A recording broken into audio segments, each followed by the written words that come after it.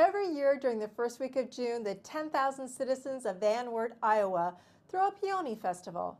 There is a parade, a fun run, fishing derby, flower shows, and of course, the Peony Princesses. Iowa doesn't really come to mind as a go-to destination location for international tourism, but the Peony Fest brings over 100,000 people to visit that weekend. The Peony Growers Association and the mayor and others have come to me and said they want to start doing festivals. There are Peony Fests all over the world from April to early June.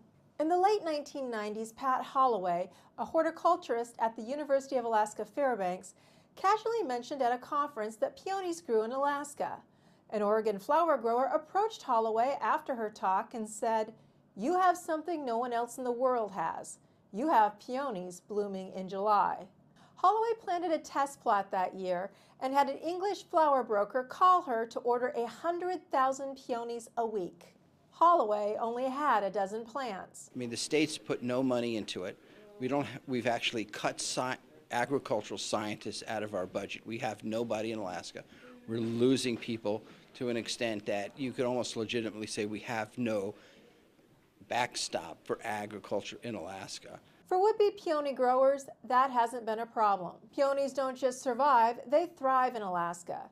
Reports in Fairbanks suggest that plants flower within a month of breaking from the soil, half the time it takes anywhere else in the world. It's not something you plant every year. It comes back all the time. You just have to take care of the soil and what it needs, and it's one of those plants that loves the sun, and we have that. Alaska's blooms are as big as the state, up to 8 inches across. Harsh winters kill off most insects and diseases, and moose don't seem to enjoy munching on them. You can get $4 or $6 a bud, and on a 24 or 36-inch stem, one peony plant could do about, just an average, a high average would be about 20 a year, 10 which you have to leave on the plant. So that's pretty economical. There are around 60 peony farmers currently in Alaska who, gathered together, have the capacity to sell about 200,000 peonies a year. With its current rate of growth, around 1 million Alaskan-grown peonies can be reaching market in 2020. That doesn't begin to meet demand, and Alaskan-grown flowers are fetching premium prices.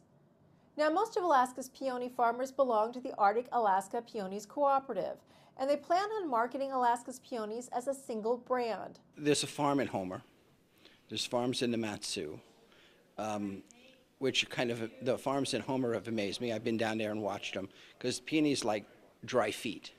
They like water, but they like to be dry. And one of the places in Homer that I saw, it's wet in Homer. The Alaska Peony Growers Association holds conferences, grower schools, and a certification program for harvesters. Unlike most growers, we're told that Alaskans share a lot of their experience and work closely together.